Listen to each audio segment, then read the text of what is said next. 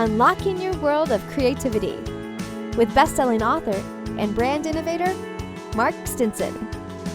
This episode is brought to you by White Cloud Coffee Roasters, where every bean tells a story of adventure. Visit whitecloudcoffee.com and use the code CREATIVITY. Welcome back, friends, to our podcast, Your World of Creativity. We're traveling around the world talking to creative practitioners everywhere about how they get inspired and how they organize ideas, and of course, how we gain the confidence and the connections to get our work out into the world, because that's what it's all about. Today, I'm so happy to be talking with Dave Lee. He's the co-creator, but also engineer of these cardboard sessions. And if you haven't seen any of them, it's a great viral series where paper becomes possibilities and they make all sorts of unrehearsed sound magic using fully playable instruments made out of cardboard. Dave, Wow. This is awesome. Tell us Thank about you. that a little bit. First of all, what a great intro. Thank you. You bet. Getting familiar with you and the podcast and just the opening of just the sheer force of creativity and what that can bring around the world, or just people coming up with ideas and instead of talking about them, actually making it happen. That's what it's about. Something that I talk about a lot when I'm able to, which is all of us have these ideas in us, right? It's just the ability to get it done, to get it made, to not let people tell you it can't be done or tell you no. Find those friends around you that inspire you to make things and go make things with them, or make it yourself if no one's willing to make it. And that's the genesis of all of this, which is Cardboard Chaos and Cardboard Sessions. And the origin story of it comes from my background in skateboarding and snowboarding, which was, if any of you listening are skateboarders or snowboarders, we just look at the world differently. It's like we're always looking at places in the world that could be skatable, could be used for different things. And over the years, we just applied that to the things that we build. And before Cardboard Chaos and Cardboard Sessions, we did a show called Every Third Thursday, and we built crazy snowboards out of different materials. We're famous for doing one out of glass and one with Jack Daniels out of their whiskey barrels and Legos and all these things. And that led us to making a snowboard out of cardboard. That introduced this series to the earnest packaging world, and we created Cardboard Chaos there. And from Cardboard Chaos, we built surfboards out of cardboard, skateboards, and then we landed in the instrument world where we built the first cardboard Strat with Fender. That guitar ended up at NAMM, turning some heads, getting some amazing people to play it. And that just spawned the next creation, which was drums. And as we started to build out these instruments, we're like, oh man, we might as well just build the band. And so we built the bass, and then we took on a Wurlitzer keyboard that we replaced all of the hard components around the keys and all the components in it with cardboard. And now here we are with Cardboard Sessions, and It's a great evolution. Yeah, we've got people like Jay Mascis and Billy Gibbons and Keanu Reeves and all these wild artists and amazing creatives out there in the world playing this stuff. Yeah, I like to kick it off with those types of. Yeah, you got to have this background. I think if listeners are conjuring up some just guys in a garage cutting out cardboard, no, you got to watch the videos, because there's a behind the scenes creativity, art, science. I was just watching the episode with Peter Yorn. Yeah. And his eyes are, wait, what? He opens the case. It's like, this guitar's cardboard. And yet he just grooves right into it and has a lot of fun. Yeah, I think we live in a world where when we see something that we're used to made out of a certain material, made differently, like it immediately speaks to us, right? Like if we've been playing a typical sort of Fender Strat that's made out of a certain wood or in a certain way for so long, and then you pick up something that's completely different, it's made out of cardboard. And a lot of people think, they look at their Amazon packages or the recycling bin and think, how could you possibly make a guitar out of that? But really, when you dig into it, they're just fibers, and they come from trees. They're recycled products. That, like, all cardboard is recycled product. Like it's always being remade and recycled. And once you start digging into the flutes and those little wavy lines between the surface paper on both sides, you can start stacking those and turning those into blanks and making whatever you'd like. Or you could cut them out into puzzle pieces and start creating structures. We've all kind of seen out there in the world, especially around the holidays, when you get those 3D puzzles where you kind of laser engineer them, and then you put them together and they become a sphere, or they become an actual 3D model of something. So when you start thinking about the world in that way, you can create whatever you want out of whatever you want. Is it going to sound good? We didn't know. That's the best part. Well, that's the fun of it, right? Oh, At first you yeah. look at it and you say, I Yeah. wonder if we could make something out of cardboard. But there is a technical Yeah. engineering side of it. And then, of course, the artists are like, hey, this sounds pretty cool. Yeah, yeah. I have to give a major shout out to the guys at Earnest Packaging, and especially Mike Martinez, who helps us build all these pieces for these instruments and any creation we have on deck. Tim Wilson, the CEO, for just being like wildly entertained and inspired by the things that we're bringing to the table. And he's always coming right back at us with ideas. So it takes a village when you're making some of these projects, especially to get them made in such a way and on such a level that you can put them out into the world and have like real artists play them. I think that's the beauty of it, is when you make something and you're just tinkering and no one gets to really enjoy it, that's one level. If you can build something and then share it with all these other people in the world, and also others that, whether it's a musician that, like, I've been able to see some of my favorite musicians of all time play these things that were once just a kind of a dream, and thinking, one, can we get this thing made? And then when we were making it, what are we doing? And is this going to even work? To, wow, it sounds amazing right now. Will it last? And now it's 3 years later, and we've had 30 sessions with incredible artists, Jay Mascis, Billy Gibbons. We had Keanu Reeves on the bass with his band Dogstar. We just had the Dandy Warhols come through. Yeah, man, it's such a list. Marcus King. Yeah, Marcus King, he was you know, great. I had a chance to see him live earlier this year. He's a great guy. Oh, Thinking about the creative side of that even. Yeah. This unrehearsed, unfiltered. And I wondered how you observe the creative risk on the artist part. It's one thing to say, I wonder if we could make this out of cardboard and it still sounds good. But from the artist's point of view, do they let their guard down and say, this is going to be a lot of fun? Yeah. What is that like to watch? Yeah, so I think that was the initial draw to the session, was that I had thought, okay, if you look out there in the world and like Tiny Desk or some of these other music shows, they really come in and they play you their hits, or they play you with the music that's coming out. And I thought, to kick this off, and at least to leave this in the ethos of the ideas, as a musician myself, and I'm not like a great musician, but I've played since I was like 17. I always loved that moment when you walked in, like when the band was in the room and you start like riffing on something, and then the drummer comes in, the bass player comes in. It almost gives me goosebumps now thinking about it, and it just clicks. And like, no one really gets to see that but the musicians themselves.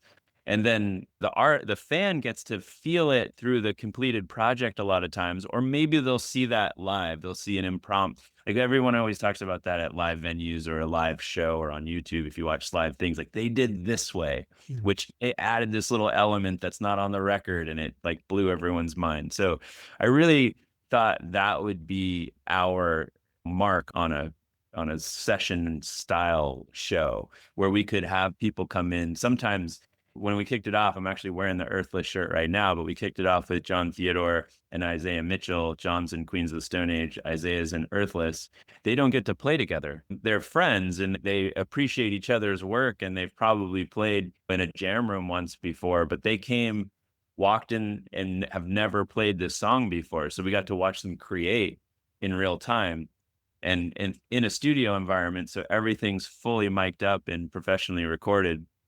And I just think you get to see something special in that episode. Same with Rainwolf and Brad Wilk. If you're a fan of Rage Against the Machine or Rainwolf, it's like they played they were so busy. They came in, they played that one song, one take, and then left. So it's crazy when you think about these things. And yeah, we get down the road and Marcus King comes in and plays stuff off the record. And that's super cool. But there's a difference between the things on the record than the one in the studio. because he's now got a horn section that he doesn't have on the studio album.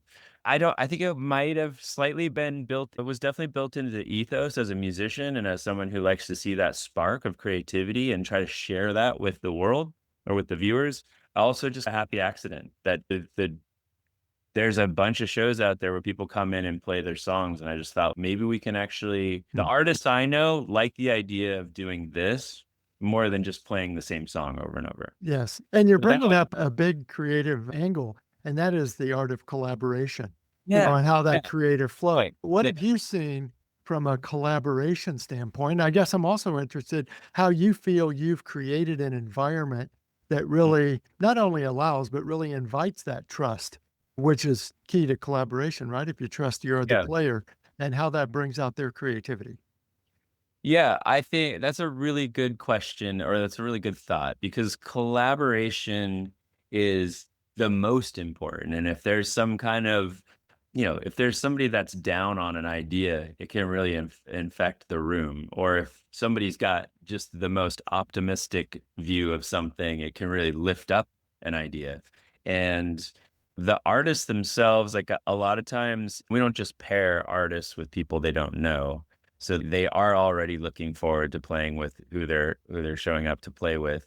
But sometimes they are collaborating with new engineers and new people in the room, and that is also interesting. And we try to find these people that they've been wanting to work with or that they've been meaning to get together with and haven't done. And you can see that energy as it like walks into a room. Same with when you're building these things. But if you're bringing in Paul Waller, who's the master builder at Fender, that's been a huge, just has brought so much to this project by even allowing us in and working with us. Like his excitement for the cardboard guitar, we've asked people around us before to work on some of these projects, and they're just like, they don't get it. Why would I want to build a guitar out of cardboard? That sounds ridiculous.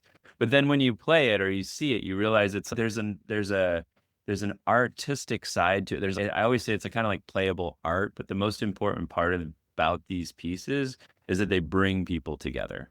That's the collaboration, and that's the moment where, okay, like they might not walk in to just play another custom Strat or another custom drum set made out of wood, but they are curious to go bang on some cardboard drums. Like, what? That's how as a kid, they might have started there with pots and pans and a couple of boxes. Who knows? Yeah, I think collaboration is key. It is for sure one of the main ingredients of all of this that we've created, because without everyone around us, we wouldn't be able to make these things, put them out on the internet. And I'm just a big believer in collaboration as a designer, as a builder, as a maker. What's sitting alone and making things, like the best part about it is working with people and sharing them. Like it's the absolute best. Oh, for sure. Yeah. Yeah. He also brought up a word, curious. He had the curiosity behind what if we tried this? But anything new that you're working on now that you want to tell us about? Yeah, sure. We just finished a acoustic guitar. So we did a 50s edition or like late 40s jazz acoustic guitar with arch top with F holes in it and very unique looking, almost like a Benedetto style if you're a guitar nerd. And we made it with our friend Gabrielle, who has Echo Park Guitars. And Echo Park Guitars is famous for making guitars for Joe Perry and a lot of the Queens of the Stone Age guys. The funny thing is I just saw him. We just did a session that's going to come out. So you'll see maybe a couple of months, maybe 2026, you'll see this thing get made and you'll see who's going to play it. But I asked Gabrielle, I'm like, hey, I think we were doing an interview for something. And I said, what'd you think when we gave this to you? He goes, no way. What did I get myself into? Like, why'd I even agree to this? But what was so cool is like through the process, I watched him reverse engineer everything that he had learned as a guitar builder and try to reimagine it with this material. Go from taking it like insanely seriously to I want to make this thing perfect to going like, I have to give a little bit to get this to work. Like I can't just do what I normally do, to like walking away from it, to coming back. But what I appreciated the most was watching all of this unfold and realizing, man, if we really want to get something done, we can get things done as friends, as humans. You can get it done. and perfection is not the point, right? For sure. Especially in V1 or a version of something that an idea that you have. The classic saying, never make perfect the enemy of good. It's just go make it. As we were saying, most people they have all these great ideas. They sit on them. They don't know how to get them made. And honestly, it's just, my theory is just start making it happen.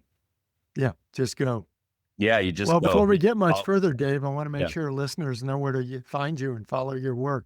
Sure. Maybe you could give us a couple of your handles. Yeah. I have a snowboard brand that is now turning into a year-round outdoor adventure brand called Signal Snowboards. You can find me there. We have YouTube.com/Signal Snowboard right now. That has all the cardboard chaos and the cardboard sessions on it. You can always find me on Instagram too. Sounds great. Yeah. All right. We'll put those coordinates in the show notes so we can all link in. Yeah, So- link in. I love that stuff. All the good stuff. Dave, as we close, let's think about takeaways now for the creators that are listening. Yeah. Thinking about your work, it's inventive. We talked about curiosity, hands-on, but also you're translating this into digital media and where we're watching things now. What has been that kind of creative direction for you? I think the creative direction for me, honestly, is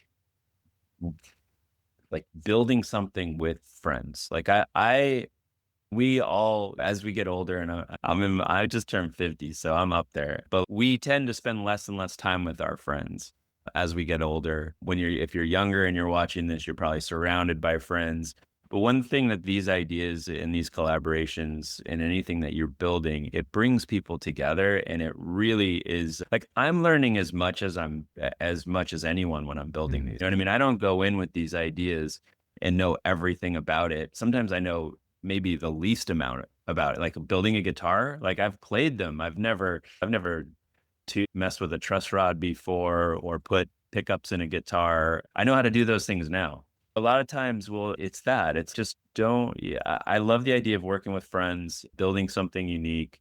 Anytime I have a chance to learn and push myself, be a novice at something, that's something I like to say a lot. Like it feels good to be a novice again. Like there are certain things as we get older, things that we get good at, we tend to don't want to look dumb because Yes. I don't mind looking dumb every once in a while. I think that's a healthy mindset to just feel like it's okay to try something and fail or look ridiculous, especially on the internet or online. As long as you're doing it in good fun or whatever, I think don't let the social media and internet hold you back from doing something interesting or giving something a shot. There you go. There you go.